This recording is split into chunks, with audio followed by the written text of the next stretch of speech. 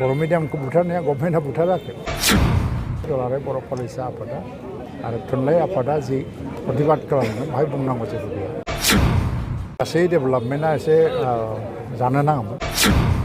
बर' medium थैलांनायनि जाउनाव दिनै बर' मिडियामनि सायाव बर' मानसिफ्रानो जे फोथायनाय गैयै जालांदों गासै डेभेलपमेन्टआ एसे जानो नाङामोन बबे लेभेलनिफ्राय जागोन बे भुला नाथाय थांखि बादियै जोंहा बाइलिंगुवेल जानांगौ आरो दा जिहेतु बर' मिडियामनि स्टुडेन्टफ्रा हरखाबै इंराजि कुइसन पेपार बा मा बेखौ बुजिजोबनो हायाबो जानो हागौ क्लास 6आव बे प्रब्लेमा जायाखै नङा जादों बेखौ दुलाराय बर' फरायसा आफादा आरो थुनलाइ आफादा जि प्रतिबाद खालामदों बेवहाय बुंनांगौ जेबो गैया आरो दिनै गुण'त्सबखौ क्लास 6निखौ लानो होआखिसै बेवहाय मोनसेल' खोथा बिनि बर्जन खालामनायनि सायाव बुंनांगौ गैया आंहा मोनसे स्टेन्ड लाबाय जेला प्रतिबाद खालामबाय जेला बेबायदिया थांगोन नाथाय बेवहाय मोनसे मा स्कुल बै बर' मिडियामनि जा दिनैहाय गुण'त्सबआव बाहागो लानो मोनाखिसै थ' बिसोरखौ जुदि फिरि माने लाफिननाय जायाबा स्कुलफोरनि ग्रेडआ एसे एफेक्ट जागोन आरो बेवहाय मेजर स्टुडेन्टफ्रा जेबो लस जाया थ' बेनि थाखाय जोङो एसे टेकआप खालामबाय थादों बिटिसिसिबाबो आल'सना खालामदों शिक्षा मन्थ्रिया बिनि सायाव बेबस्था लागोन गोख्रै आसामनि जि टेट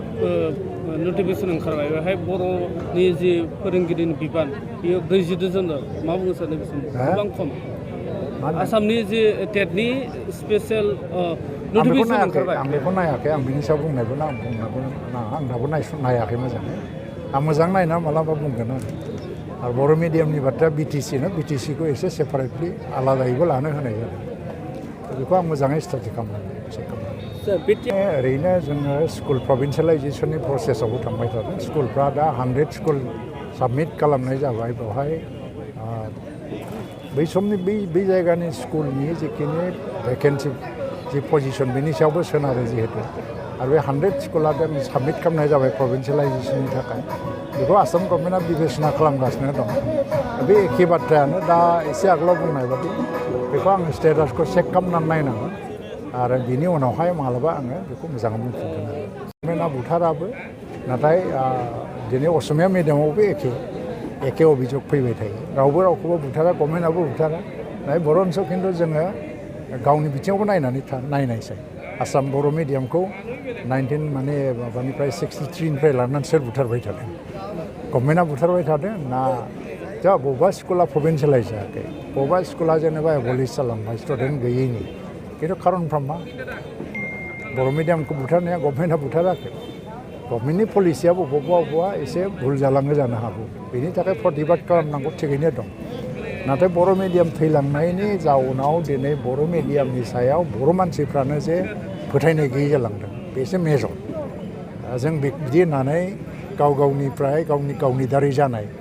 दाय फोदोफोरखौ दानखेलायनानै गुबुनाव दोनहरजोबनानै गाव फ्रि जानो नागिरनाय बिदिजों जानाय नङा सार फैबाय थाबाय जे बिसायख'थि लकसभा बेनि थाखाय राजु नार्जारिनि नामखौ ओंखारनायफ्रा खोनानो मोनदों रावनिबो नाम जायाखै बेखौ आं रायलायाबो बेखौ केन्डिडेट सेलेक्सन जागोन आरो बेखौ कमिटि मोनसे दङ